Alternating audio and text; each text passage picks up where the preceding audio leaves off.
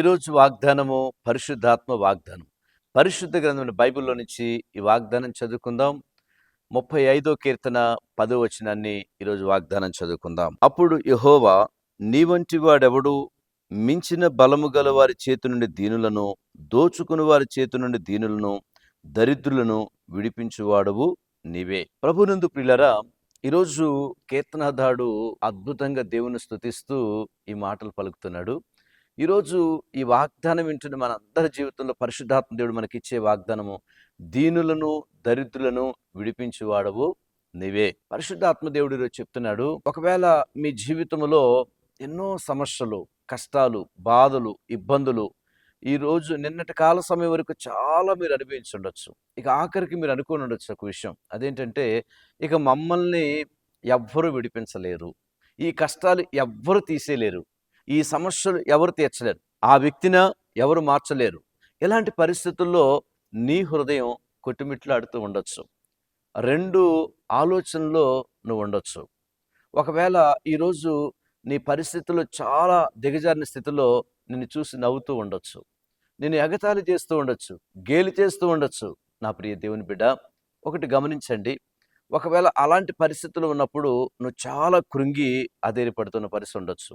Bible గ్రంథంలో ఏలియా అనేటువంటి ఒక గొప్ప ప్రవక్త ఉన్నాడు. ఒకరోజు దేవుడు అద్భుతం ఏంటంటే, ఏలియాని దేవుడు ఎక్కడికి పంపించాడంటే, సారేపత్ అనే ఊరికి పంపిస్తే ఓ పేద విధవరాలు నిజంగా తన జీవితంలో ఆ రోజు ఆ కట్టెలు ఏరుకొని వచ్చి కాస్త ఆ బుడ్డిలో నూనె తొట్టిలో పిండి వండుకొని తను ఎంతకాలం జీవించగలి తను తన బిడ్డ అది తిని చనిపోతారో తెలియదు. కానీ బైబిల్ చెప్తుంది, దిక్కులేని వాళ్ళు, దరిద్రులను, బీదవాళ్ళని, పేదవాళ్ళని, ఒకవేళ వదిలివేయబడిన వాళ్ళని, నిజంగా అంతా పరిస్థితి అయిపోయిందని కృంగిపోయిన వాళ్ళని దేవుడు విడిచిపెట్టడండి. ఈరోజు అంటున్నాడు, అలా నువ్వు ఆలోచిస్తూ ఉండగా నేను అనారోగ్యత పాలైపోయా, నన్ను ఎవరు పట్టించుకోరేమో, నాతో ఎవరు మాట్లాడరేమో, నా ఓపిక ఉన్నప్పుడే, ధనం ఉన్నప్పుడే, పరిస్థితులు బాగున్నప్పుడే నాతో అందరూ ఉన్నారు, కానీ ఇప్పుడు ఎవరు నన్ను పట్టించుకోరేమో, ఎవరు నాది, ఇలా మనం ఎప్పుడు అనుకోవద్దు. ఈరోజు దేవుడు నీతోనే మాట్లాడుతున్నాడు. ఈ పరిస్థితుల్లో కృంగిపోయిన ఏడుస్తున్న నీతోనే ప్రభు మాట్లాడుతున్నాడు. ఆ పేదరాలి యొక్క ఇంటికి ఏలియా వెళ్ళినప్పుడు నిజంగా ఆమె జీవితంలో కరువు కాలమంతా పోషించబడ్డదండి. నిజంగా దేవుడు దరిద్రుల దీనుల్ని ఖచ్చితంగా వాళ్ళ జీవితంలో వాళ్ళని విడిపిస్తాడు. రోగాల నుంచి, కష్టాల నుంచి, ఇబ్బందుల నుంచి, ఆర్థికమైన వాటి నుంచి, ఎన్నో పరిస్థితుల నుంచి వారిని విడిపించిన దేవుడు నిన్ను విడిపిస్తాడు. ఓ ప్రాంతంలో కుటుంబం ఉంది. కొడుకు చిన్న వయసు ఉండగానే తండ్రి చచ్చిపోయాడు. ఇక తల్లి కొంచెం బలహీనరాలు. ఎలా చేయాలి అని ఆ బిడ్డ మీద మనేది పెట్టుకొని ఉంది. ఇంకెవరు చూస్తారు? నా బిడ్డల్ని ఎవరు చూస్తారు? నన్నెవరు చూస్తారు? ఈ దిక్కులేని దౌర్భాగ్యమైన జీవితంలో మమ్మల్ని ఎవరు పట్టించుకుంటారు అని చాలా వేదన కలిగి ఉంది.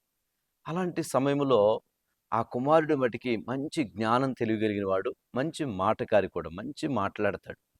ఇలా మాట్లాడుతూ మంచిగా ఉన్నప్పుడు తన తల్లి ఆవేదనను, కృంగుబాటును చూసి ఆ దారిద్ర్యతను, ఆ దీనత్వం, ఆ యొక్క పేదరికాన్ని చూసి తనెప్పుడు అలా అనుకుంటున్నప్పుడు కొడుకు చెప్పేవాడంట, ఎందుకమ్మా అయ్యా, నువ్వు చదువుకోవటానికి కూడా మన దగ్గర అయినా సరే నేను కష్టపడి ఈ చిన్న పని ఆ పని చేసి చదువుకుంటాను.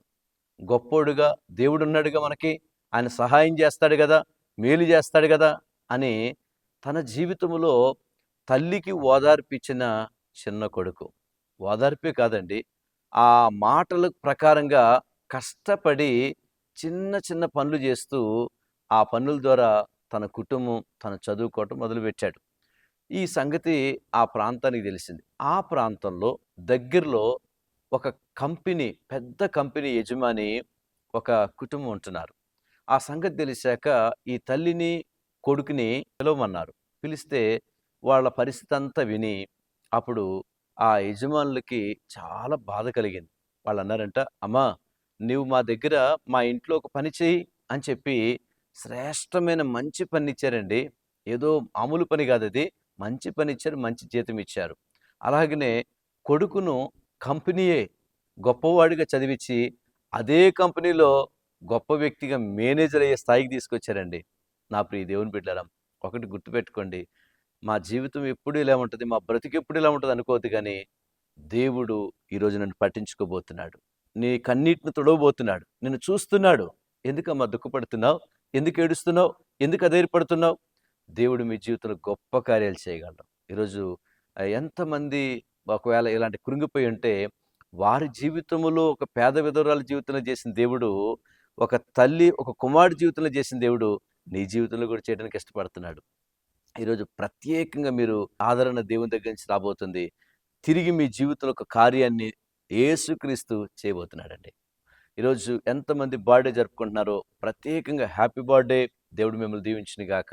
ఎంతమంది యానివర్సరీ చేసుకుంటున్నారో ప్రత్యేకంగా మీకు మరి హ్యాపీ వెడ్డింగ్ యానివర్సరీ. దేవుడు మిమ్మల్ని అన్ని విధాలుగా ఆశీర్వదించును గాక.